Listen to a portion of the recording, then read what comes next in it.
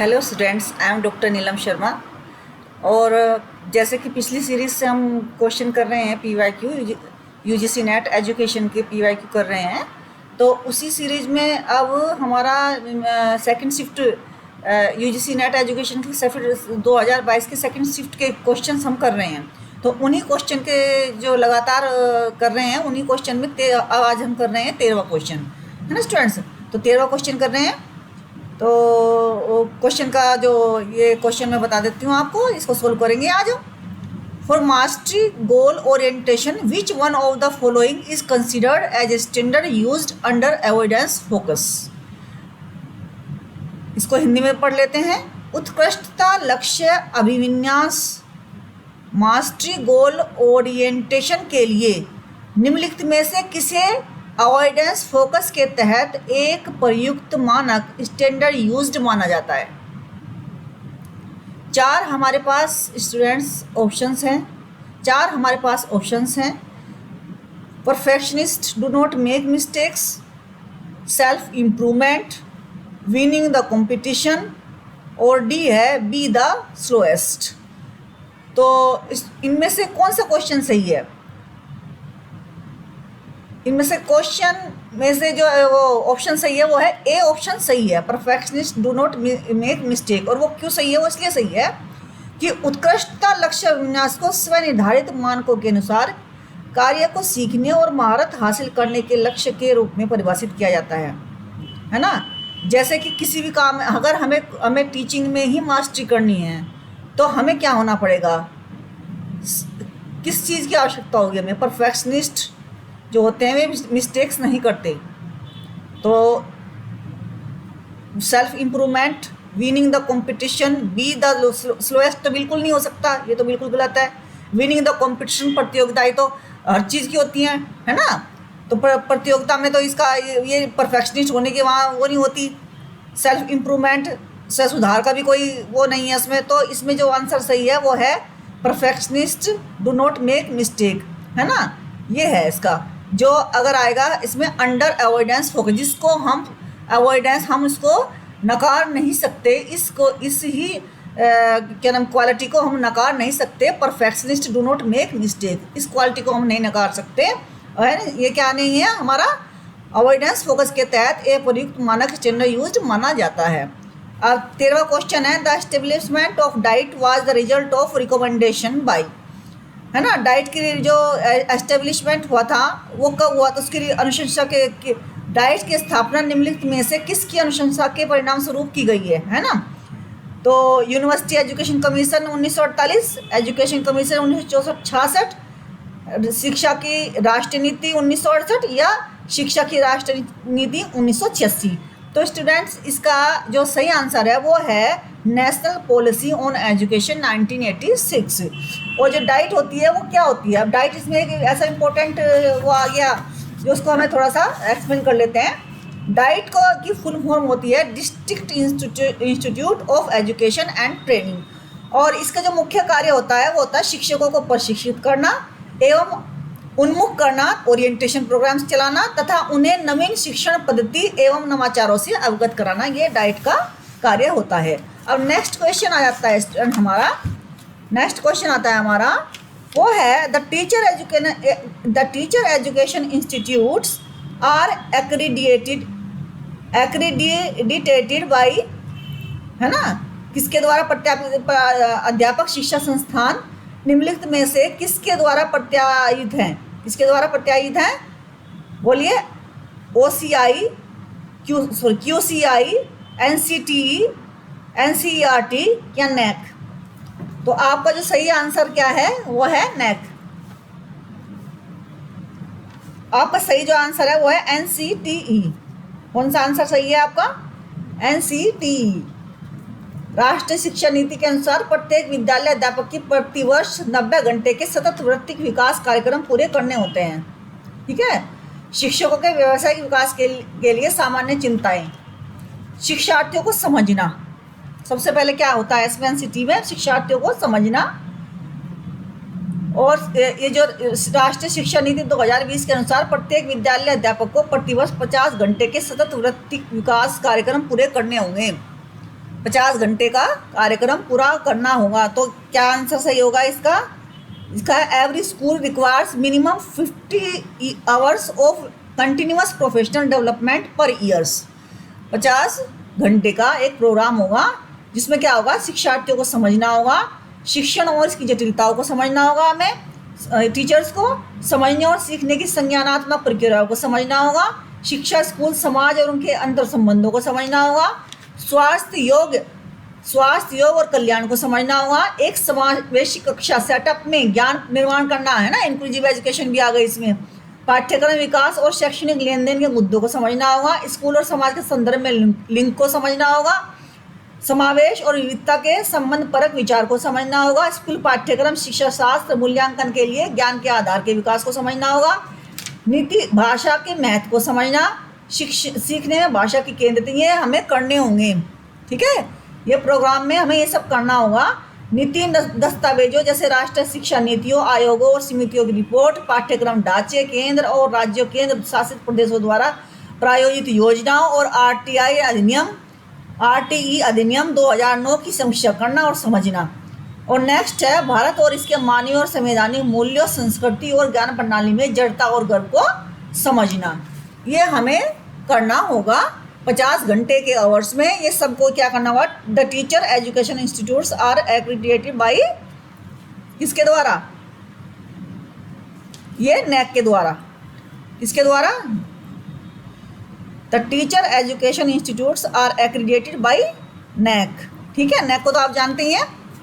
Next question है, as per the national education policy 2020 which of the following is correct about continuous, sorry ये students गलत हो गया था क्वेश्चन, ये 14 जो क्वेश्चन नंबर है उसका नैक आंसर सही है। The teacher education institute are accredited by, इसका नैक ही आंसर सही है ना स्टूडेंट्स। ये 15 वाला क्वेश्चन का मैंने आंसर इसमें बता दिया था। तो अब 15 वाले को हम पढ़ लेते हैं, 15 को पढ़ लेते हैं। As per the national education policy 2020 which of the following is correct about continuous professional development of school teachers. 2020 में जो नई पॉलिसी बनाई गई है तो उसमें जो कही गई है बात, वो कही गई है कि every school requires minimum 50 hours of continuous professional development पर ईयर्स। ये 15वें क्वेश्चन का आंसर था जो मैंने अभी आपको बताया है। 14वें क्वेश्चन का जो टीचर एजुकेशन इंस्टीट्यूट का यही है नैक, इसका आंसर सही है ना स्टूडेंट्स। अब आती है बात, विच of the following is not example of reflective teaching. कौन सी नहीं है? ये है रीडिंग टेक्स्ट बुक, है ना। इसमें तो इतना बड़ा ये जो है ज़्यादा वैसा क्वेश्चन नहीं है, भारी क्वेश्चन नहीं है। Writing journals, reading text books, gathering feedback from students, recording a classroom, इन चारों में से क्या है? रीडिंग टेक्स्ट बुक, क्योंकि राइटिंग जर्नल्स ये भी रिफ्लेक्टिव उस पर आता है, टीचिंग में आता है। और gathering feedback from students, recording A class, है ना, ये सब अलग अलग हैं, अलग अलग उससे होते हैं, ये रिफ्लेक्टिव टीचिंग में नहीं आते हैं ना। Who is the writer of famous book foundation of education. ये अब आ गया आपका फैक्ट टाइप का क्वेश्चन, है ना। तो इसमें है William Kilpatrick, John Dewey, Ralph W Tyler, Hollis Caswell. तो इसका जो आंसर सही है वो सही है विलियम किलपैट्रिक। क्या सही है इसका आंसर? विलियम किलपैट्रिक इसका सही आंसर है। Who is the writer of famous book foundation of education, William Kilpatrick इसका सही आंसर है। अच्छा, अब 18वां क्वेश्चन आ गया, विच of the following is not a source of curriculum design, है ना। तो इसका आंसर कौन सा सही होगा? चारों ऑप्शन पढ़ लेते हैं। Science as a source, economy as a source, society as a source, है ना, नॉलेज एज ए सोर्स। तो इसका जो है जो सोर्स क्या नहीं है इसका, विच of the following not a source of curriculum design. इसका जो है ये तो सही है सब। धन संबंध का इसका धन से कोई स्रोत नहीं मिलता इसको, है ना। करिकुलम डिजाइन में धन से कोई स्रोत नहीं मिलता। ये साइंस से हम लेते हैं, जो विज्ञान में नई नई होती है, नई नई इन्वेंशन होती है, वो आ जाती है हमारी करिकुलम में, है ना। इकोनॉमिक एज ए सोर्स नहीं होता है। सोसाइटी के जो वो होते हैं वो भी हम उसमें डालते हैं, जो सोसाइटी में चेंज होते हैं। नॉलेज एज ए सोर्स, जो नया नया ज्ञान आता रहता है ना, वो भी हम उसमें डालते हैं। तो अब यह है technical scientific curriculum developers focused on subjective पर, पर्सनल पर, यूनिवर्सल पर, एस्थेटिक पर। तो इसका सही आंसर है स्टूडेंट्स, क्या सही आंसर है इसका? सी, यूनिवर्सल। टेक्निकल साइंटिफिक क्यों है? क्योंकि टेक्निकल साइंटिफिक करिकुलम डेवलपर जो है फोकस्ड करते हैं, यूनिवर्सल पर फोकस करते हैं, क्योंकि हमें केवल एक ही जगह तक सीमित नहीं रहना है अपने देश तक, ये यूनिवर्सल उस पर आधारित होना चाहिए, है ना। ये जो करिकुलम टेक्निकल साइंटिफिक करिकुलम है ना, क्योंकि टेक्निकल जो एजुकेशन है वो ग्लोबलाइज एजुकेशन हो गई ना, ग्लोबल स्तर पर हो गई, तो इसलिए इसका यूनिवर्सल इसका सही आंसर है। फिर है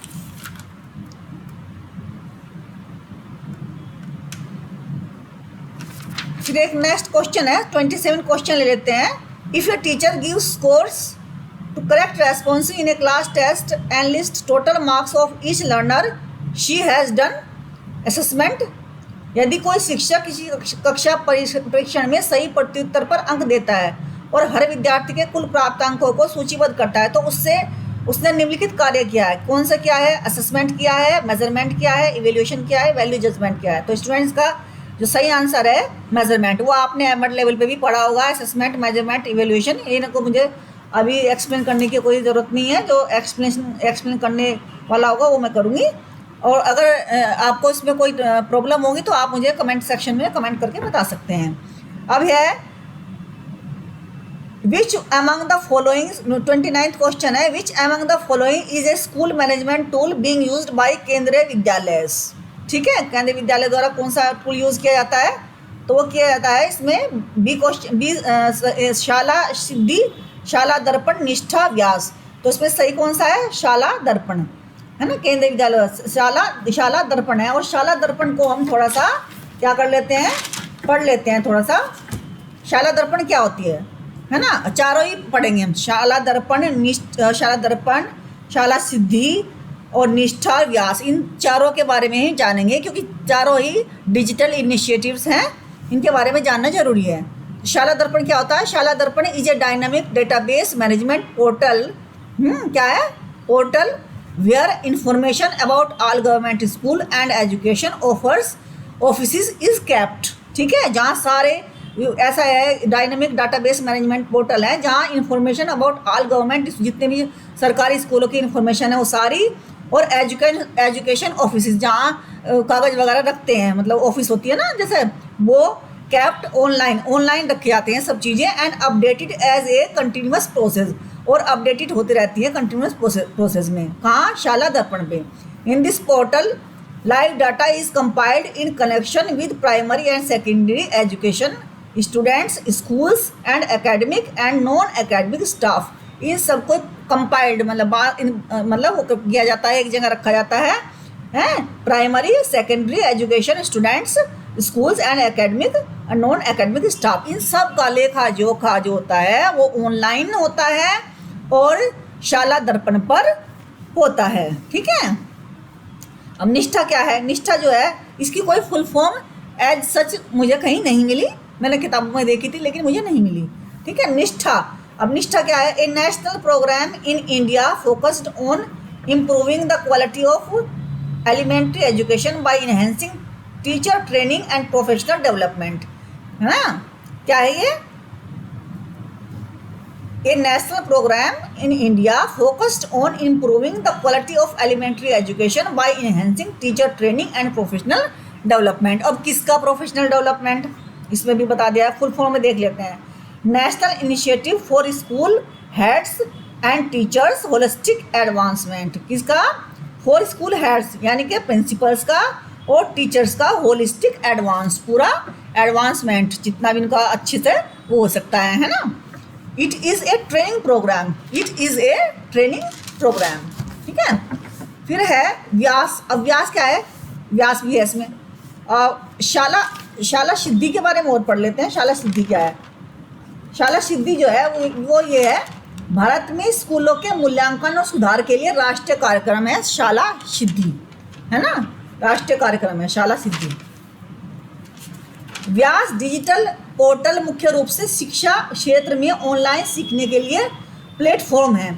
अब किस लिए यूज किया जाता है? मतलब डिजिटल पोर्टल हो गया ना ये व्यास भी, और मुख्य रूप से शिक्षा क्षेत्र में ऑनलाइन सीखने के लिए प्लेटफॉर्म है।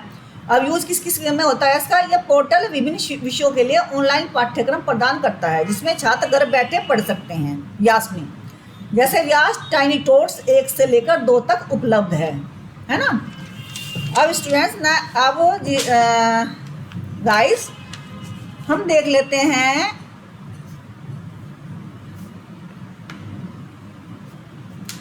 Which among the following is not an example. 30th question है students guys, which among the following is not an example of synchronous learning environment. कौन सा है? YouTube videos, podcast, video conferencing या discussion forum.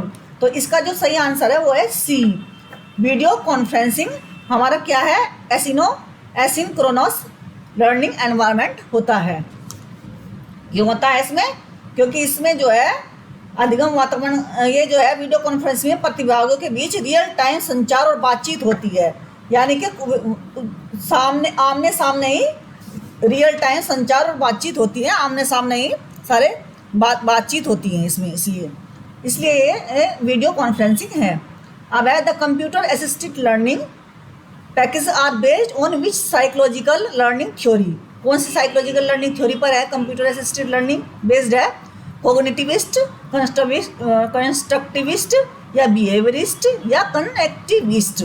तो student in सबको हम जो है चारों को हम थोड़ा थोड़ा सा जो है, तो ये है बिहेवियरिस्ट पर ये आधारित है।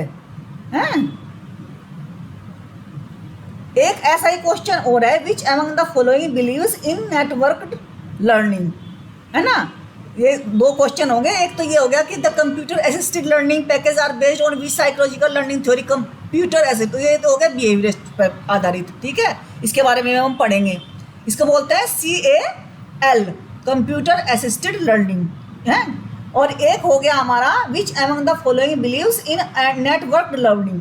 अब ये किस पर? कनेक्टिविज्म हो गया, ये हो गया जो हम इंटरनेट से पढ़ते हैं उस पर। अब इन सबको हम एक्सप्लेन करेंगे, चारों को ही करेंगे। बिहेवियरिज्म को करेंगे, कोग्निटिविज्म को करेंगे, कंस्ट्रक्टिविज्म को करेंगे, कनेक्टिविज्म को करेंगे, ठीक है।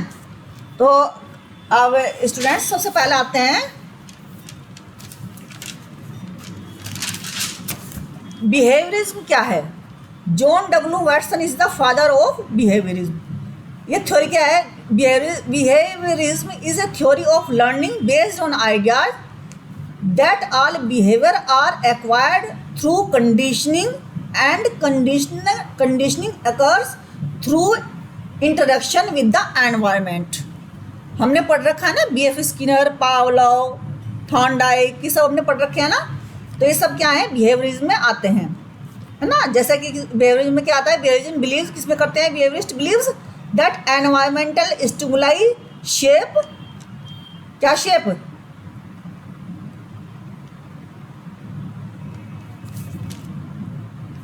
है ना। Connectivism is a learning theory that emphasizes that knowledge as a network of interconnected nodes and create connection with this network। जैसे कि टेक्नोलॉजी और नेटवर्क, है ना, क्यों से किस पर जोर डालती है?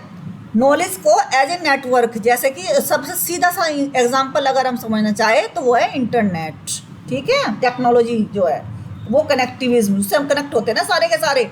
एक टीचर बहुत सारे स्टूडेंट से कहीं भी किसी भी देश में और कहीं भी किसी भी स्टूडेंट से कनेक्ट हो सकता है।